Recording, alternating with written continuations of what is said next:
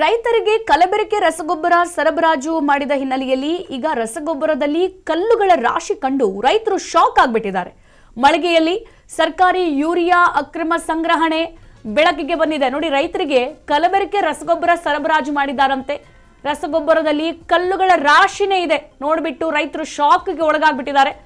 ಮಳಿಗೆಯಲ್ಲಿ ಸರ್ಕಾರಿ ಯೂರಿಯಾ ಅಕ್ರಮ ಸಂಗ್ರಹಣೆ ಈಗ ಬೆಳಕಿಗೆ ಬಂದಿರೋದು.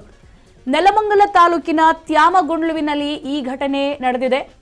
ವಿನಾಯಕ ಟ್ರೇಡರ್ಸ್ ಮಳಿಗೆಯಲ್ಲಿ ಕಲಬೆರಕೆ ರಸಗೊಬ್ಬರ ಪತ್ತೆಯಾಗಿರುವಂಥದ್ದು.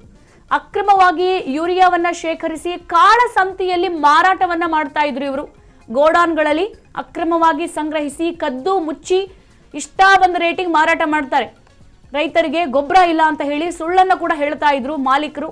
ಯೂರಿಯಾ ಇಲ್ಲ ಅಂತಾನೂ ಸುಳ್ಳು ಹೇಳಿ ಅಕ್ರಮ ಸಂಗ್ರಹ ಮಾಡಿ ಅವರಿಗೆ ಇಷ್ಟ ಬಂದ ರೇಟಿಗೆ ಮಾರಾಟ ಮಾಡ್ತಾ ಇದ್ರು.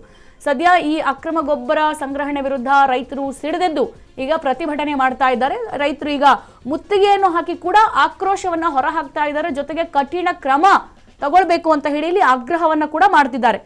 ನೋಡಿ, ಏನೇನೆಲ್ಲ ಕಲಬೆರಕೆ ನಡೆಯುತ್ತೆ ನಮ್ಮ ರಾಜ್ಯದಲ್ಲಿ, ತಿನ್ನೋ ವಸ್ತುವಿಂದ ಹಿಡಿದು ಅಲ್ಲಿ ಬಳಸುವಂತಹ ವಸ್ತುವಿಂದ ಹಿಡಿದು, ಜೊತೆಗೆ ರೈತರನ್ನು ಕೂಡ ಬಿಟ್ಟಿಲ್ಲ. ಪಾಪ ರೈತರು ಬರುವಂತಹ ಅಷ್ಟೋ ಇಷ್ಟೋ ದುಡ್ಡುಗಾಗಿ ಎಷ್ಟೋ ಜೀವನ ಸಾಗಿಸ್ಕೊಂಡು ಜಾನುವಾರುಗಳು ನೋಡಿಕೊಂಡು ಮನೆಯವ್ರು ನೋಡಿಕೊಂಡು ಇರುವಂಥ ಸಂದರ್ಭದಲ್ಲಿ ನೋಡಿ, ಯೂರಿಯಾ ಹಾಗೆ ರಸಗೊಬ್ಬರಕ್ಕೂ ಕೂಡ ಇವರು ಕನ್ನ ಹಾಕ್ತಾರೆ ಅಂತಂದರೆ ಇವರು ಎಷ್ಟು ವಿಚಿತ್ರ ಮನಸ್ಸಿನವರಾಗಿರ್ಬೋದು. ಇಲ್ಲಿ ರಸಗೊಬ್ಬರ ಕಲಬೆರಕೆ ಇವಾಗ ಗೊತ್ತಾಗ್ತಾ ಇರುವಂಥದ್ದು. ನೆಲಮಂಗಲದಲ್ಲಿ ರೈತರೀಗ ಪ್ರೊಟೆಸ್ಟನ್ನು ಮಾಡ್ತಾ ಇದ್ದಾರೆ. ನೋಡಿ, ರೈತರಿಗೆ ಕಲಬೆರಕೆ ರಸಗೊಬ್ಬರ ಸರಬರಾಜು ಮಾಡಿದಾರಂತೆ. ರಸಗೊಬ್ಬರದಲ್ಲಿ ಗೊಬ್ಬರಕ್ಕಿಂತ ಹೆಚ್ಚಾಗಿ ಕಲ್ಲುಗಳ ರಾಶಿನೇ ಇದೆ. ಹಾಗಾಗಿ ಇದನ್ನು ನೋಡಿಬಿಟ್ಟು ರೈತರು ಶಾಕ್ ಆಗಿರುವಂಥದ್ದು. ಈಸ್ಕೊಳ್ಳೋದು ಬೇಕಾಬಿಟ್ಟಿ ರೇಟಲ್ಲಿ, ಅದರಲ್ಲೂ ಅದಕ್ಕೆ ತಕ್ಕನಾಗ ವಸ್ತುವನ್ನು ಕೊಡಲ್ಲ ಅಂತ ಅಂದರೆ ಯಾರಿಗಾದ್ರೂ ಸಿಟ್ಟು ಬರುತ್ತೆ. ಹಾಗಾಗಿ ರೈತರು ಅವ್ರಿಗೆ ಆದಾಯನೇ ಭೂಮಿಗೆ ಫಲವತ್ತತೆಗೆ ಗೊಬ್ಬರ ಹಾಕಬೇಕು, ಬೆಳೆ ಬೆಳಿಬೇಕು. ಅದ್ರ ಮಧ್ಯದಲ್ಲಿ ಗೊಬ್ಬರ ತಗೊಳಕ್ ಹೋದ್ರೆ ಗೊಬ್ಬರಕ್ಕಿಂತ ಕಲ್ಲೇ ಜಾಸ್ತಿ ಇದ್ರೆ ಇನ್ನೇನು ಮಾಡೋಕ್ಕೆ ಸಾಧ್ಯ ಅವರು. ಹಾಗಾಗಿ ನೆಲಮಂಗಲದಲ್ಲಿ ರೈತರಿಗೆ ಪ್ರೊಟೆಸ್ಟನ್ನು ಮಾಡ್ತಾ ಇರೋದು. ಮಳಿಗೆಯಲ್ಲಿ ಸರ್ಕಾರಿ ಯೂರಿಯಾವನ್ನ ಅಕ್ರಮವಾಗಿ ಸಂಗ್ರಹಣೆ ಮಾಡಿ ಇಟ್ಕೊಂಡಿದ್ದಾರೆ.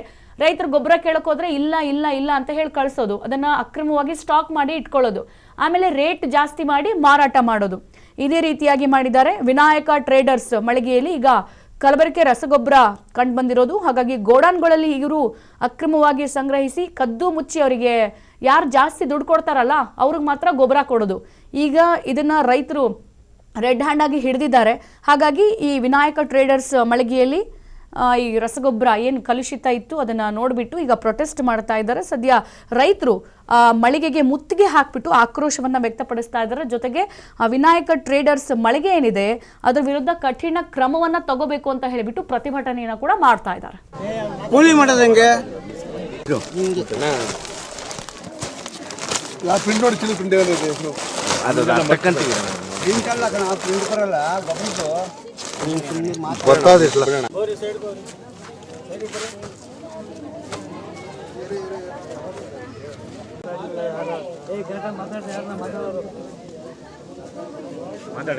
ನಮ್ಗೆ ಈ ತರ ಆದ್ರೆ ನಾವು ಹೆಂಗೆ ಸಂಪಾದನೆ ಆಗೋದು ಹೆಂಗೆ, ದುಡಿಯೋದು ಹೆಂಗೆ, ಕೂಲಿ ಮಾಡೋದು ಹೆಂಗೆ?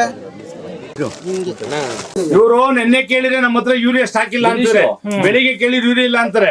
ಅಕ್ರಮವಾಗಿ ಈ ತರ 4-5 ಗೋಡನ್ ಮಡಿಕೊಂಡಿದ್ದಾರೆ ಅಂಗಡಿಯವರು. 4-5 ಗೋಡನ್ ನಲ್ಲಿ ಇವ್ರ ಮನೆ ಹತ್ರ ಒಂದು ಗೋಡನ್ ಇದೆ. ಈ ತರ ಅಕ್ರಮವಾಗಿ DAP ಅಲ್ಲಿ ಯೂರಿಯಾ ಅಲ್ಲಿ ರಸಗೊಬ್ಬರನ್ನ ಸ್ಟಾಕ್ ಮಾಡಿಕೊಂಡು ಕಾಳಸಂತೆಯಲ್ಲಿ ಮಾರಾಟ ಮಾಡಿ ಮತ್ತೆ ಇದನ್ನ ಅಭಾವ ಸೃಷ್ಟಿ ಮಾಡ್ತಾವ್ರೆ.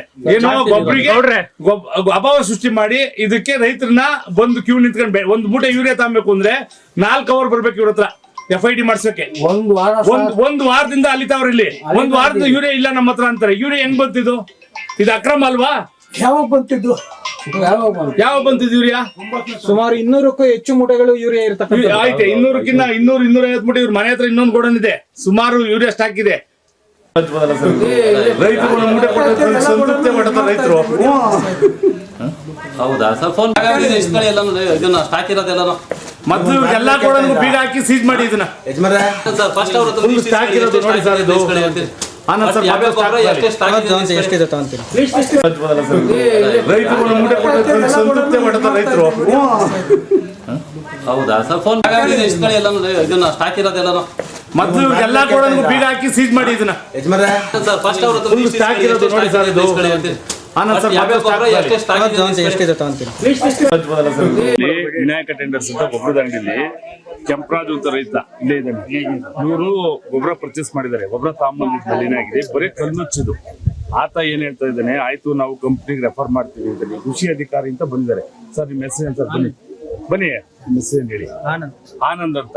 ಇವ್ರು ಹೇಳ್ತಾ ಇದ್ರೆ ನಾನು ನೋಟಿಸ್ ಕೊಟ್ಟಿದ್ದೀನಿ, ನನಗೆ ಇದು ನೋಟಿಸ್ ಕೊಡೋ ಅಧಿಕಾರ ಅಷ್ಟೇ ಇರೋದು. ನಾನು ಅಂಗಡಿ ಸೀಸ್ ಮಾಡೋದಲ್ಲಿ, ಆ ಮಿಕ್ಕಿದ ಗೊಬ್ಬರದ ಮುಟ್ಟೆನಲ್ಲಿ ಕಸ್ಟಡಿ ತಾಣದಲ್ಲಿ, ಇನ್ನೊಂದಲ್ಲಿ ಮತ್ತೊಂದಿಲ್ಲ ನನ್ನ ಅಧಿಕಾರ ಅಂತ ಹೇಳ್ತಾ ಇದಾರೆ.